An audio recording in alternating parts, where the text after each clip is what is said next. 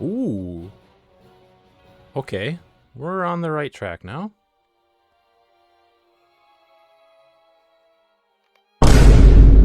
Oh yeah. Oh yeah, that's what I'm talking about. That's what we're going with.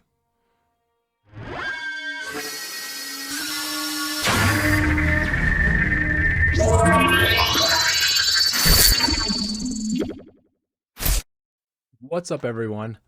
I think I went with the right choice. What do you guys think? I'm sorry, I had a lot of fun making that, but let's get into it. So today we're going to do a video over character creation, just a basic tutorial going over kind of what's the difference between picking different races and then what's the difference with picking different classes.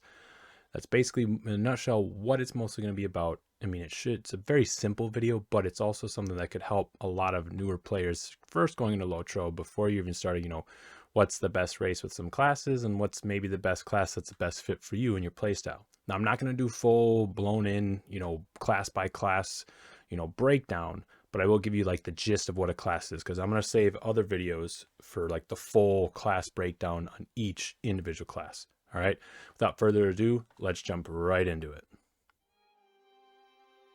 All right, everyone, welcome. This is Lord of the Rings Online's new character creation.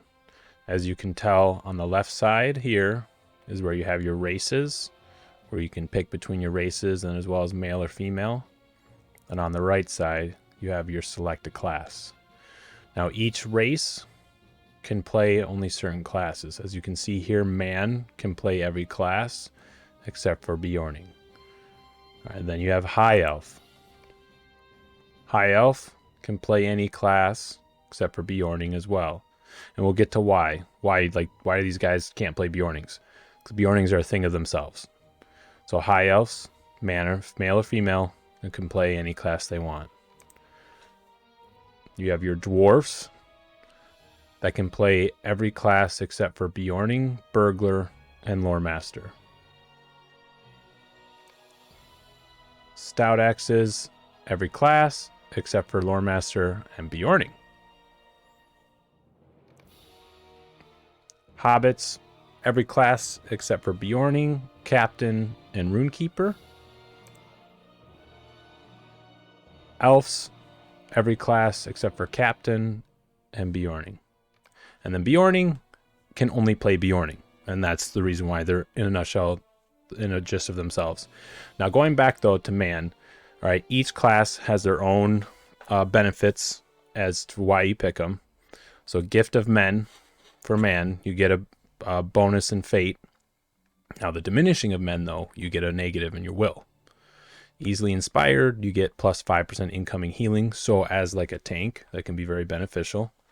And then Strong Man, you get a benefit in your might as well. So that'd be a bonus for both the tank and any sort of melee DPS class. High Elves, you have Sorrow of the Undying, which is a minus to will, just like the men. Fading of the Firstborn, they actually get a debuff as well as in Fate. Peace of the Eldar, so you get a buff and bonus in your maximum moral and non-combat moral regen. So another moral buff that could be beneficial for some tanks. Now, the only thing those that minus fate can have a little of an effect, not too much though. Suffer no illness, plus 1% disease resistance and plus 1% poison resistance. That's pretty effective, as well as if you are trying to avoid any sort of disease or poison and resist that damage. Dwarf, you have sturdiness, so you get plus might, vitality, and common mitigation. So overall, like if you were to play, honestly, like a tank captain right now, I think a dwarf tank captain would be one of the best just because of that sturdiness. I don't remember if it does scale, like as you level up to 140, if the stat bonus scales up. I think it does, but I could be wrong. Stocky, you lose agility because you're short and stubby. Lost Dwarf Kingdoms, because of the Dwarf Kingdoms that have been lost, kind of affects you guys to where you have less fate as well. Unwearing in battle, so you get a plus in combat moral and power regen, but you get a minus in non-combat and non-combat moral and power regen. All right, so that's another thing though, that's a plus to someone who's trying to tank. You get that in combat regen, And then you get allows you to use one-handed axes. Stout axe. All right, so these are like the dwarfs, but these stout axes are from the people who served Sauron and are actually from the lands of Mordor, or were slaves and whatnot in the lands of Mordor. I believe. I don't know. I could be totally wrong. Unwielding will, so you get will and common mitigation. Wrought by the Blacklands, you get shadow mitigation, disease resistance, plus 15 might, and plus 5 agility. Shadow of the Eye, minus 7 vitality, so you lose a little bit of health. Doom of the Drosis folk, so we take a minus to fate, and then one-handed axes. Now, one thing I do remember about stout axes too, I believe one of their race class traits, or race traits, is a bonus to fire damage, which is very beneficial for if you were a Runekeeper and doing fire with fire damage. The Hobbit, you get small size, minus 7 might. Hobbit toughness, you get some vitality. Rapid recovery, you gain that non-combat moral regen. Hobbit courage, you get fear resistance. And then resist to corruption, so you get shadow mitigation. Elves, sorrow of the firstborn, so you lose that health and you lose a non-combat moral regen. Agility of the woods, you gain that agility, which is great for hunters. Fating of the firstborn, you lose that fate. There's a lot of races here not very good with fate, and I suppose it's because Middle Earth is not in a good place. Suffer no illness, plus 1% disease resistance, and plus 1% poison resistance. All right. Now each race also gets each race and class each have their own kind of separate bonuses to weapon skills and whatnot. I know hobbits, you get a bonus in clubs. Dwarfs, you get a bonus in axes. Man, you get bonus in sword damage. And then I believe elves, God, I could be totally wrong. I really should just look it up, but I believe it's a bonus in bow damage. And I'm trying to think if there's another one for melee weapons. Could be totally wrong. But burglars, now going into classes, burglars get a bonus in dagger damage just for the sake of being a burglar. Now what a burglar is, their role is damage and support. It's a pretty class difficulty, as you can see, is advanced, and especially if you play as a full support, which is mostly what you're going to be used for at end game if you play end game. If you don't play end game and you just level, you can be straightforward DPS burglar, and it's a lot of fun actually. And I actually have a level 110 burglar, and I've really enjoyed it. But if you're doing that support in raids, you are keeping you're CCing enemies and you're being aware of CCing enemies while at the same time doing damage and putting debuffs on the enemy. Brawlers is a kind of advanced class difficulty. I would be indifferent on that. I've leveled a Brawler and I have it at level about 40. I don't find it that difficult to play, but I guess that's what they classify it as. The roles you can play is offense and defense, and from what I've heard at endgame defense as tanks, they are actually pretty viable just because of the fellowship buffs and abilities that they give off to help the fellowship in times of need, of like where everybody needs to be kept alive. Offense though, the DPS I've heard while leveling like 1 to 50 and upwards, like it's good and it's fun, but once you get to 140, that damage kind of tapers off and it's not all that useful from what I've heard in like raids or endgame.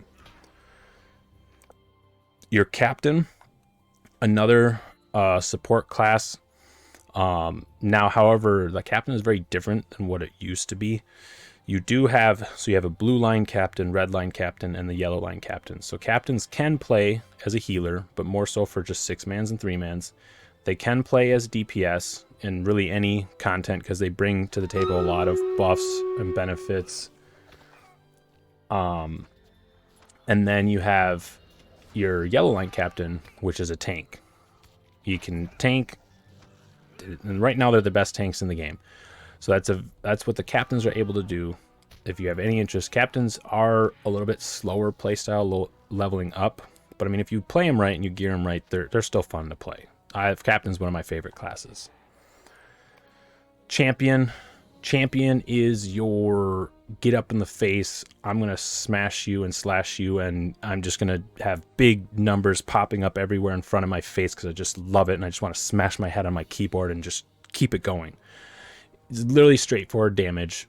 Class difficulties very basic, and which is, you make fun of me all you want, this is my favorite class. And I don't think it's not just because it's basic, but I am someone who just loves smashing my face on my keyboard and seeing big numbers. It's your AoE melee damage. Like, they have decent single target damage down the red line, and then they have the yellow line, which is pure AoE, and it is a lot of fun, let me tell you. Just that AoE damage. Oh, I have a blast doing group content. It's one of my, and it's just fun leveling up. But that's them. They do have a blue line where you can do tanking for probably like 3 mans and probably 6 mans, but you're not gonna tank in a 12-man. Guardians, as you can see there, their role is defense. Class difficulty is basic, which I would agree with, but their role is specifically defense. They are used as tanks still. Not at the level as what they used to be, I'd say. Most groups are taking captains over guardians still, and I think even Bjornings might be getting taken as tanks a lot of times for the 12 mans, but they're still viable. I think even still in 12 mans they're viable, especially in 6 mans and 3 mans. And the red line guardians do, the damage line actually does a decent amount of damage. And what's fun too is they have a yellow line where you can two-handed tank, where you can block, I believe, with a two-hander. Now, is it viable in 12 mans? No, but you could probably do it in 3 mans and 6 mans and have a lot of fun with it. Just doing it with groups of kins or friends and stuff. Hunter, as you can tell, class difficulty basic, role just damage. Pretty much a lot like the champion, except for I would say the hunter is, well, obviously range, but is your main, like your one of your best single target damage classes. Now things have kind of changed up with the whole minstrel revamp and everything, and even like the Runekeepers gotten pretty good, but the hunter is one of the nice, like, big single target damage classes that groups like to have, and they're pretty fun to level up. You got the blue line, which is a lot of fun, where you don't have to worry about induction skills and you can move without having to worry about canceling them. So, I mean, the hunters, it's fun to level up. Loremaster, as you can see, class difficulty advance, role support.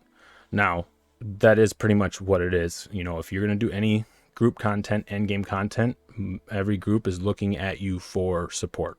You're in there to debuff enemies, CC enemies, and help the group do more damage to enemies. And that's purely it. You're not going to go into a group being a red line Loremaster doing damage. You're not going to be going in as a blue line pet focused trait line, all right? You're going to be yellow line. You're there to support, all right? I've leveled up a minstrel, so don't quote me on all this stuff, all right? I'm not a master in Loremasters. I could be totally wrong. But I've leveled one up to like level 50, and I do enjoy it, just so you know. It's still a fun class to play. Now, Minstrels, class difficulties, you see moderate, and role is healer. Yes, they are one of the main healers between Minstrel and Runekeeper, are the big main healers that you're using for your groups, and especially 12 mans. Now, the red line Minstrel, since it just got revamped, is very good. Let me say that again. It is very, very good and very, very strong from what I've seen and heard from other people doing endgame. So just so you know, if you play Minstrel, you are not stuck always healing. Now, is that what most people want you for? Yeah, but you're not stuck just doing healing, just so you know. They are very good for healing, and they are very good for damage now. So good for you, Minstrel players. Runekeeper, class difficulty moderate, role, damage, and healer.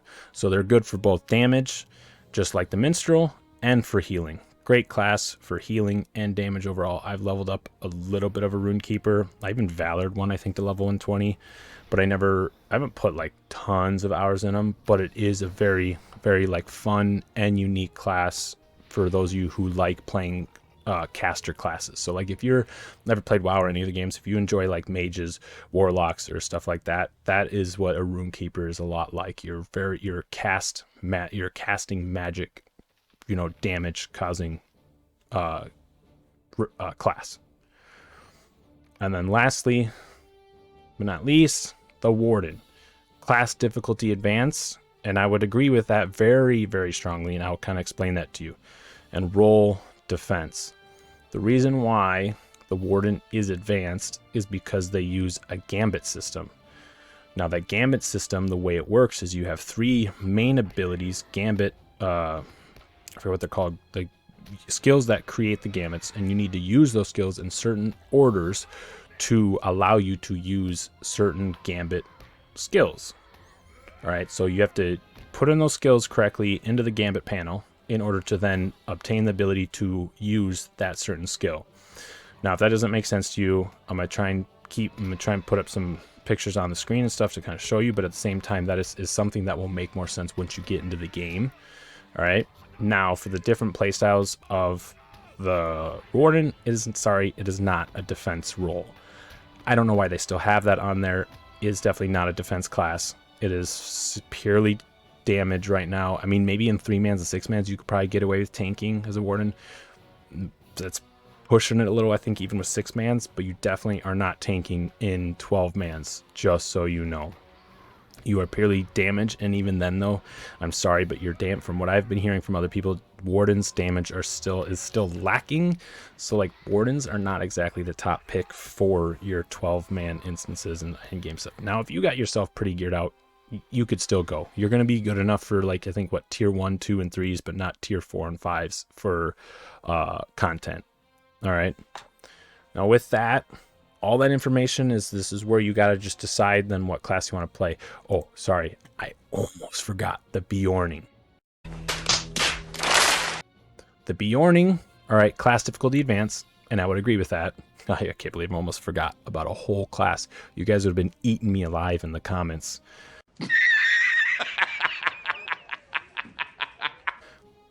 Class difficulty advanced, roll damage and support. All right, so you can either play damage or basically healing. And I think technically you can tank, and I've even seen Bjornings tanking. So just so you know, it's not only damage and support, but you get damage and support. It's from what I've played, I've only leveled up Bjorning, I think, up to level 20, so I don't know everything, but it is fun because you get to shapeshift into a bear, which is a lot of fun. And you can, that's what you play as when you're damaging and attacking things, or even at healing in a group.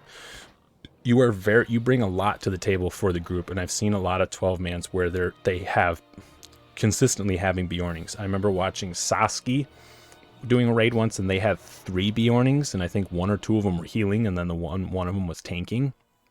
Because I didn't see any other possible classes except for like 1 captain, and then nothing else that could have been tanking. So I figured one of the Bjornings was. Could be totally wrong, but from what I've seen in endgame, that's about what it is. All right.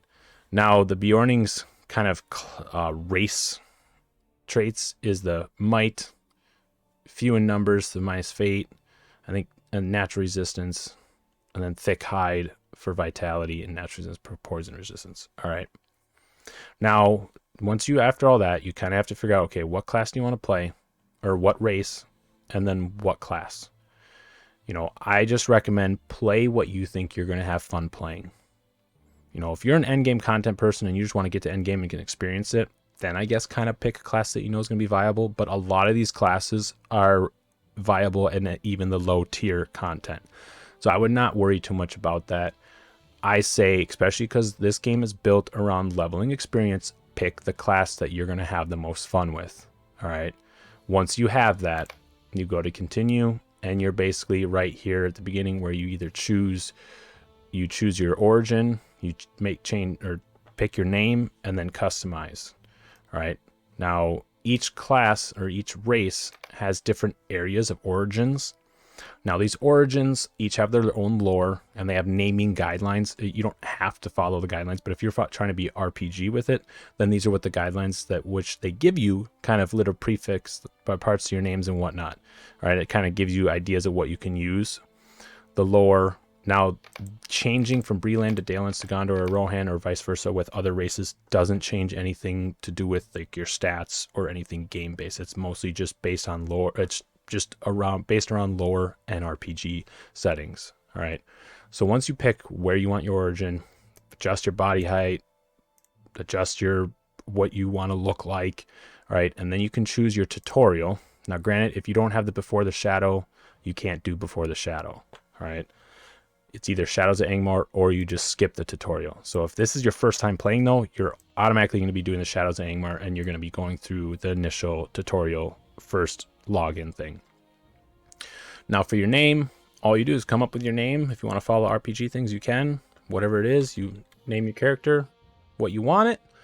Click on that Create Character, and then voila. You're ready to get in Middle-earth and enjoy your time. Have a fun time with it. Experience it. Get in the immersion, and don't try and go too fast. All right, everyone. Thank you for watching. I hope you enjoyed my kind of little, just basic going into a thing of character creation with races and classes. Now, I've been playing this game for close to 15 years, since 2008. I mean, I have a decent amount of knowledge with the game, and by no means am I the master of all knowing of everything to do with Lotro. I mean, I know a decent amount to at least help you, guide you in the right direction. So, I mean, if you guys want to come in the comments and, let me know of things that I kind of botched or completely forgot about, feel free. Come right in, all right? Just no extreme negativity, wherever. Go ahead, tell me where I'm wrong. I appreciate any sort of feedback and criticism. On that, thank you for watching. Hope you all enjoyed it, and I'll see you guys in the next one. Again, thank you so much, everyone. All the support is always appreciated. Please, if you can, it'd be really appreciated. Hit that subscribe button, hit that follow button.